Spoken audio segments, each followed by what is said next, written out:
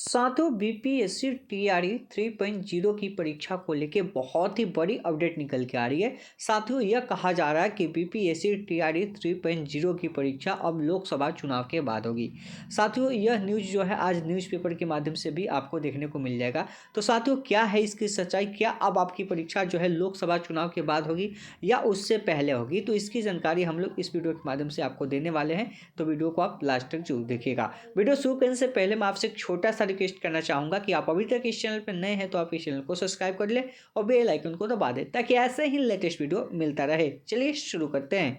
साथियों आज हम बात करने वाले हैं कि जो आपकी परीक्षा होगी टीआरई 3.0 की, चाहे 1 to 5 हो, 6 to 8 हो, 9th 10th हो या 11th 12th हो, तो क्या अब आपकी परीक्षाएं जो है होगी वो आपके चुनाव के बाद होगी। अभी से कुछ देर पहले मैंने आपको एक वीडियो दिया था जिसमें मैंने आपको ये कहा था कि जो आपकी 5 अप्रैल को परीक्षा होने वाली थी 9th 10th और 11th 12th की, वह भी परीक्षाएं आपकी स्थगित हो सकती है।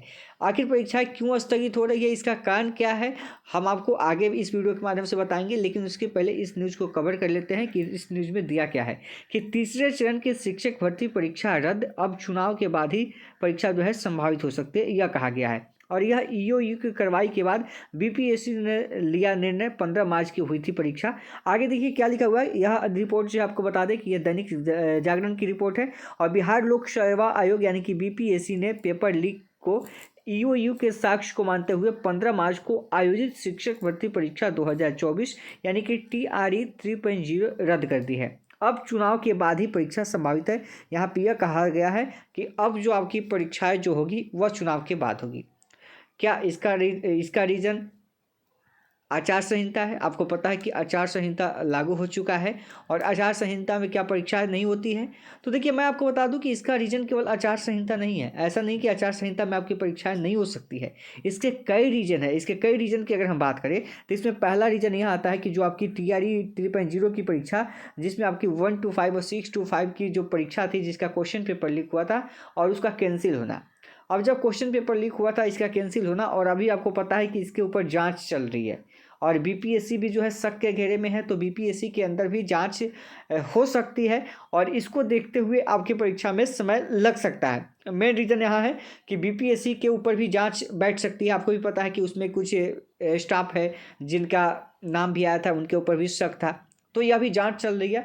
और जब तक इस पर पूरी जांच जो नहीं हो जाती है एसआईटी की ओर से, पूरा रिपोर्ट नहीं आ जाता है, बीपीएससी भी जो आनंद फानंद में कोई भी एग्जाम नहीं लेगी, क्योंकि बीपीएससी यहाँ पे पूरी तरीके से बदनाम हो चुकी है।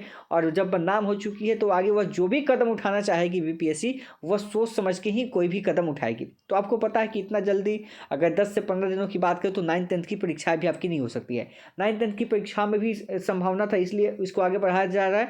यह कहा जा रहा था कि जो टीआरई 3.0 में 1 to 5 और 6 to 8 का जहाँ पे क्वेश्चन पेपर प्रिंट हुआ था, वहीं से यानी उसी प्रेस से जो है 9th 10th 11th 12th का भी क्वेश्चन पेपर वहाँ से छपा हुआ है, इसलिए उस पर भी मतलब शंका है। इसलिए उस परीक्षा को भी आपकी आगे डेट बढ़ाई जाएगी 9th 10th 11th 12th की।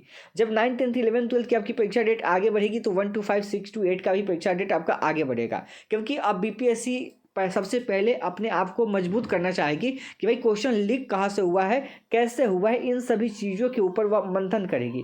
मंथन करने के बाद ही कोई निर्णय ले सकती है और इतना जल्दबाजी में कोई भी फैसला नहीं लिया जा सकता है, इसको भी आपको ध्यान रखना है। और जैसे जैसे समय बीतेगा फिर आगे चुनाव तो शुरू हो ही गए हैं। आपको पता है कि यानी कि आचार संहिता लागू है, तो आगे जो है फिर कठिनाई होगी परीक्षा लेने में।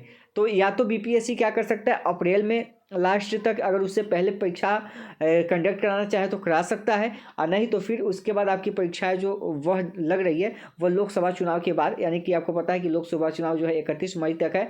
इसके बाद आप देखेंगे तो 3-4 दिन बाद आपका ये मतलब इसकी गणना हो जाएगी, मतगणना हो जाएगी। उसके बाद ही आपकी परीक्षाएं जो है जून में संभव हो सकती है। यहाँ पे ये भी कहा गया है कि इसका फैसला जो है कल तक यानी कि शुक्रवार तक बीपीएससी की ओर से आधिकारिक जो है पुष्टि कर दी जाएगी, यानी कि मोहर लग सकती है कि आपकी परीक्षा जो है कब होने वाली है, क्योंकि उसी के आधार पर अभ्यर्थी जो अपनी तैयारी शुरू करेंगे। तो साथियों अभी आपको ये जो डेट आपको दिख रहा है कि चुनाव के बाद होगा, अभी आप इसको कंफर्म नहीं मानिए। अभी आप जो मानिए अप्रैल मंथ जो है मान के चलिए, अप्रैल के मिड में आप मान लीजिए, यानी कि 15 अप्रैल के आसपास, ठीक है। तो इसको आप मान के चलिए, क्योंकि देखिए अब बीपीएससी नहीं चाहेगा कि भाई इतना एग्ज़ाम के अंदर इतना ज़्यादा विलम्ब भी हो। वो चाहेगा कुछ ना कुछ उपाय करेगा और जल्दी जल्दी परीक्षा लेने की भी कोशिश करेगा। तो बीपीएससी है तो भाई एक ही बार आपको ये नहीं सोचना है कि परीक्षा जो आपकी चुनाव बाद ही होगी और आप सभी जो है इसी में अटके रहेंगे। आप सभी अपनी तैयारी करते रहिए। परीक्षाएं जो है वह आपका कब होगी इसकी जो है क्लैरिटी जो है 1-2 दिन के अंदर बीपीएससी जो है दे देगी आपको। और जैसे ही बीपीएससी आपको दे देगी फिर इसकी जानकारी हम आप तक पहुँचाएंगे और फिर उसी के अकॉर्डिंग आप सभी जो अपनी तैयारी कर सकते हैं। तो हम लोग इंतजार करेंगे बीपीएससी की ऑफिशियल लेटर का जो कल तक जारी हो सकता है और जैसे अपडेट होगी हम आप तक पहुंचाएंगे। तो मिलते हैं नेक्स्ट वीडियो में। धन्यवाद।